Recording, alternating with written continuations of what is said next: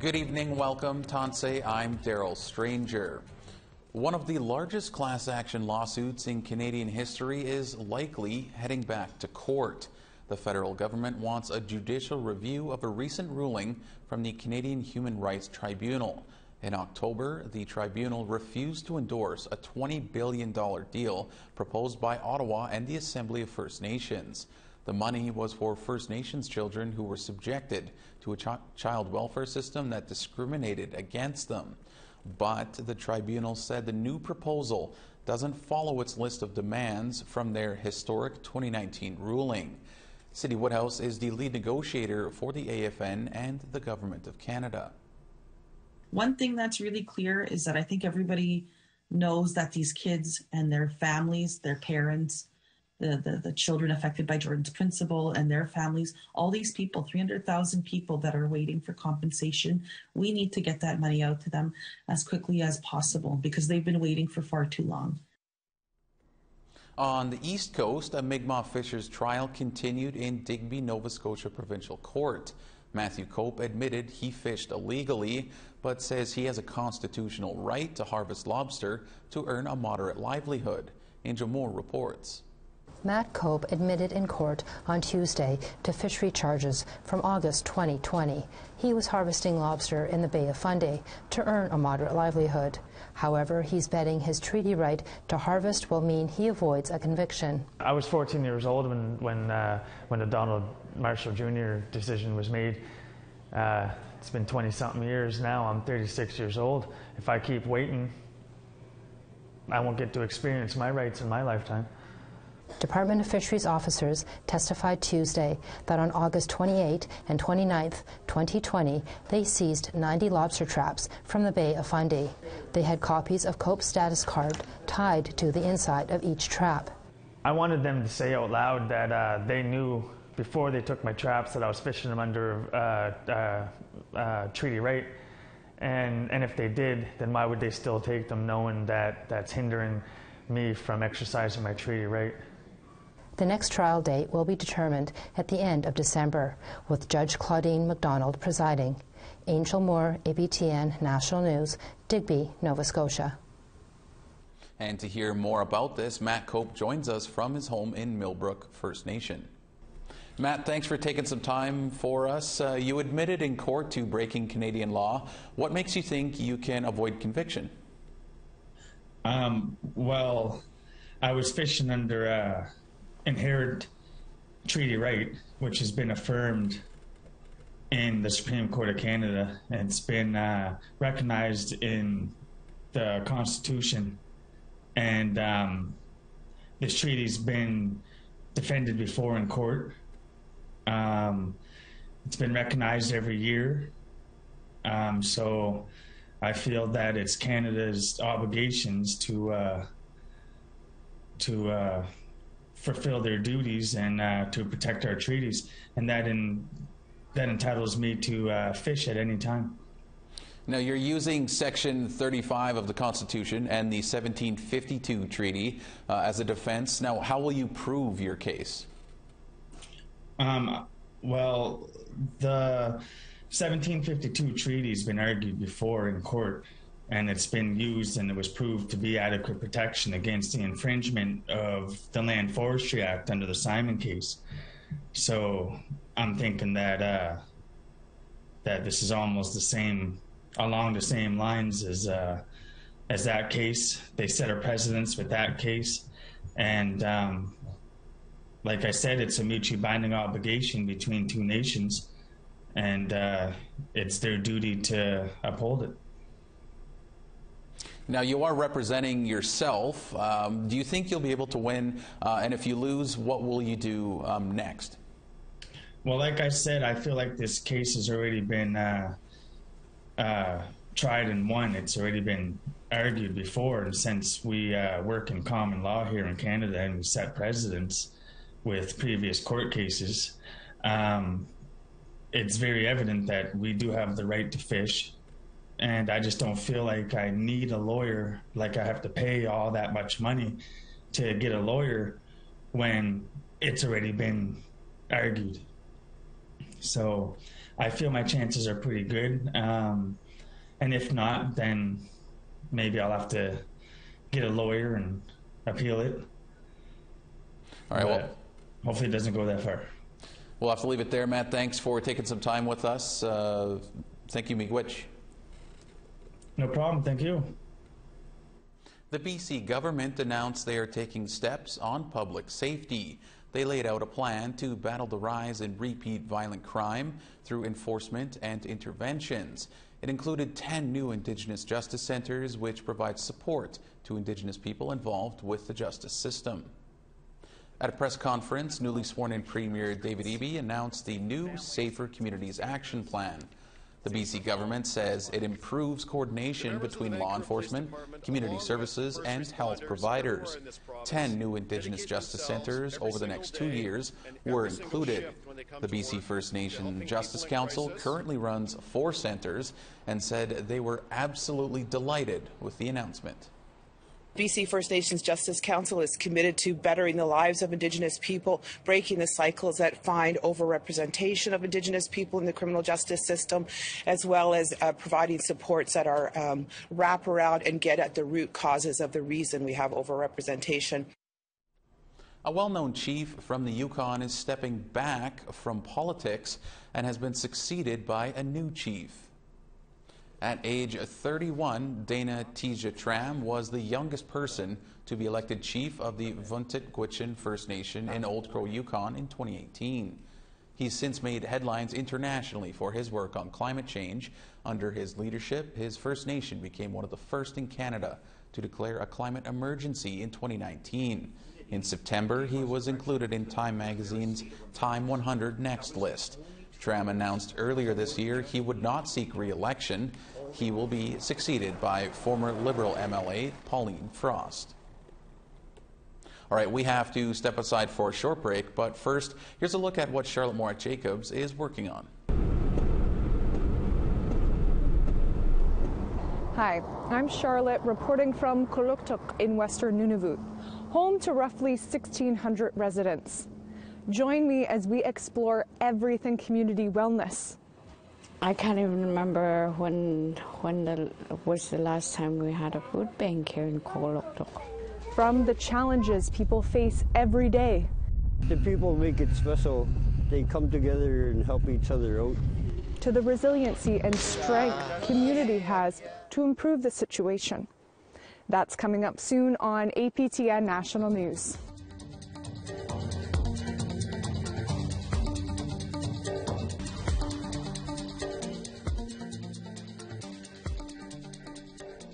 Welcome back. It's an issue that's been on the mind of one residential school survivor for over 60 years. Roy Johnson, a survivor from the Yukon, claims he was sent to residential school well before he was officially enrolled as a student. While the documents that could back up his claims have likely been lost to history, Johnson says he won't stop looking for answers. Here's Sarah Connors with that story. Because that's me right there. While looking through a scrapbook on the former Chutla Residential School in Carcross, Yukon, survivor Roy Johnson recalls the atrocities that were committed against him. Over 60 years later, he still remembers the many abuses he suffered, like being beaten with his own belt by the principal. That was my first experience with him. Would be many more after that. According to federal documents, Johnson was enrolled as a student at the school from 1957 to 1964. But he argues that's not the case. Johnson says he was sent to the school at age 4, 2 years before he was officially enrolled as a student, and he wants to be compensated for that time. This is suffering. Johnson is a Tronduk Gwitchin First Nation citizen from Dawson City, Yukon. He was sent to Edmonton's Charles Camsell Hospital at age 2 to treat tuberculosis. He says he returned to the Yukon and was sent directly to the school in 1955 at age 4. But his official enrollment was not until 1957. Johnson recalls at the time he was too young to be a student. In the classrooms, I was babysitted by the teachers. I would sit in the corner. Johnson claims he suffered horrific abuse in the 2-year time span before his enrollment. The most damaging incident happened at age 5 when he claims he was raped and threatened by another male student. Someone told me, forget about it. Can't. A 5-year-old doesn't want to, because he knew what happened to him. Johnson says he experienced more abuse before he left the school nearly illiterate at age 13 in 1964. Documents show he received compensation under the Common Experience Payment Program in 2004 for the time he was enrolled as a student. But with no documentation confirming his 2-year stay at the school before his enrollment, he's been unable to receive compensation for that time. Well, I think it's pathetic, because I spent, 9 years there. Undated documents from the Charles Camsell Hospital in Edmonton state Johnson had chickenpox in February of 1955 and would be considered for discharge in 3 months. However, it doesn't provide the date of that discharge. In 2010, Johnson appealed his compensation denial and attempted to restart the process. Both applications were denied, with one stating there is no evidence to suggest underage children were sent to the Chutla school at the time. It's one of the struggles we've noticed for a number of survivors. Kayla Johnston is the supervisor of education, outreach, and public programming at the National Center for Truth and Reconciliation. She says it wasn't uncommon for children to be sent to residential school before they could be enrolled as a student. So we do know of cases, or at least I have seen in some instances, children being placed in the school as a means of protection or maybe to avoid TB. But with countless records now lost or destroyed, Johnston says many survivors in similar situations didn't get what they deserved. I've heard lots of experiences of those who couldn't prove they were at the school. And although survivors were supposed to be given the benefit of the doubt, they weren't.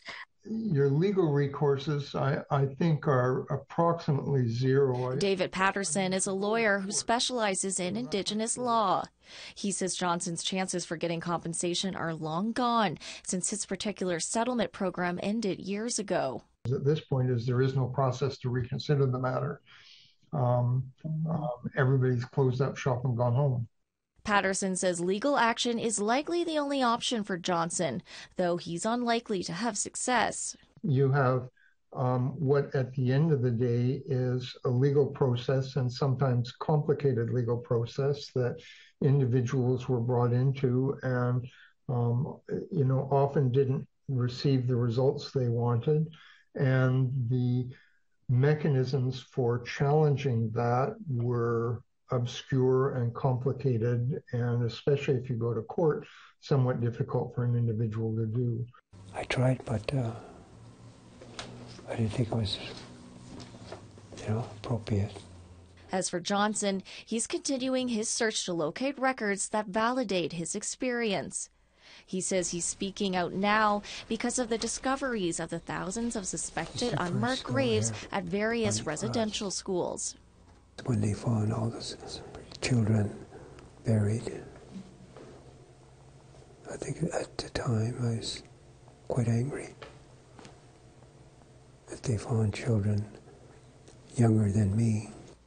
While it's unlikely he'll ever be compensated for the time he spent at the Chutla school before he was enrolled, Johnson hopes by sharing his story, he'll one day get the apology from the federal government he feels he deserves. Sarah Connors, APTN National News, Whitehorse. First Nation leaders in Manitoba are calling for an end to gender-based violence.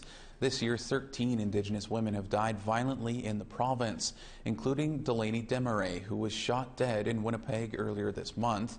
And last weekend, the 20-year-old man was charged with murder following the death of a woman on the Sioux Valley Dakota Nation. Heidi Spence joins us now. She's with the Northern Chiefs MMIWG unit. Heidi, thanks for being here. I understand you've spoken with some of the family members of these women. How is the Indigenous community coping right now? I would say that, our Indigenous community, it's a struggle, and it doesn't get easier every time when we have to come together to work with families and support families when there's been a tragic loss that, could be totally preventable, and, something that, we can all be a solution to be a part of. Now, this has been an issue for a number of years, and numbers seem to keep rising. I mean, what needs to be done to put an end to this gender-based violence? I would have to say, one of the biggest things that, would need to be done is being informed, and, taking the time to educate each other and ourselves on, what gender-based violence is, and taking those preventative steps to, with yourself and your loved ones, and, sharing the information you have, so that people know what gender-based violence is, because it can come in all different forms, and, there could be indicators too, as well as, to what, before something happens, and being aware of, some of those signs as, to what, what violences look like, like I said, because it comes in all forms. So again, just, being informed, being aware, and taking those prevention steps, and, working together. So what are some of the things that the MMIWG Liaison Unit is doing to help, Heidi? So, some of the things that we do right away, we provide supports to family members and survivors who are impacted by the issue of MMIWG. And that can be anything from, providing health and wellness supports to cultural supports. And, we also take opportunities to, go into communities and work with families, and, share some of the knowledge that we have, or, tailor workshops on, what maybe that they're requesting, to help empower them, and, to provide them with tools, for, to improve their own wellness and their own healing. So, it's not a one shoe fits all. We think very much outside of the box, and we also, we take the lead of the families and the communities that we work with. Before we let you go, I just wanted to ask, I know this isn't the easiest topic to talk about, but how can continually bringing awareness to this issue help the issue? You know what? I always say, take the time to, you can go online and, review some of what the 231 calls for justice say.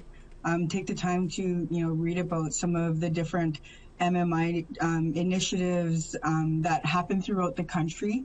And, and even just, talking to somebody who's maybe been impacted, or that's a survivor, and, and just listening to them as well, that's informing yourself, and, and that also creates awareness, and just, continuously talking about it, and not kind of letting it, go quiet, because it is an important issue, and it is something that, all of us have a role to help, stop. Yes, everybody certainly does have a role. Heidi, we're going to have to leave it there. Thank you, Miigwech, for speaking with us today and sharing some of your insight into this. Thank you very much. All right, we have to step aside one more time. Up next, highlights from today's In Focus.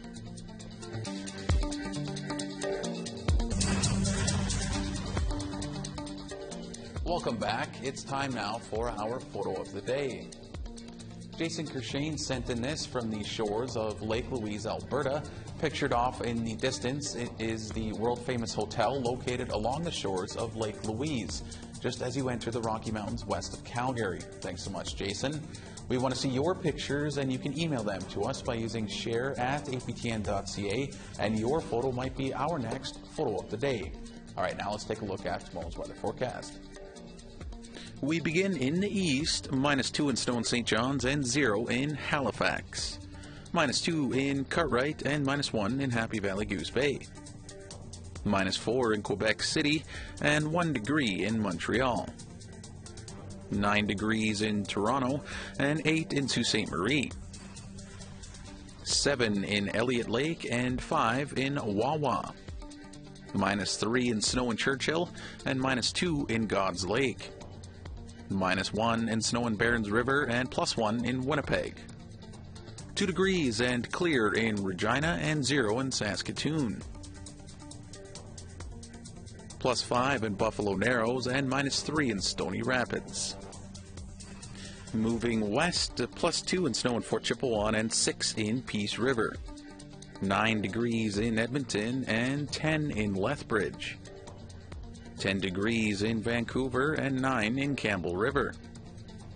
8 degrees in Prince Rupert and 2 in Prince George. -9 in Beaver Creek and -12 in Dawson. -12 in snow in Norman Wells and -1 in clear in Trout Lake. -12 and snowing in Fort McPherson and -11 in Inuvik. -8 in Baker Lake and -4 in Arviat. -24 in Aglulik and -17 in clear in Iqaluit.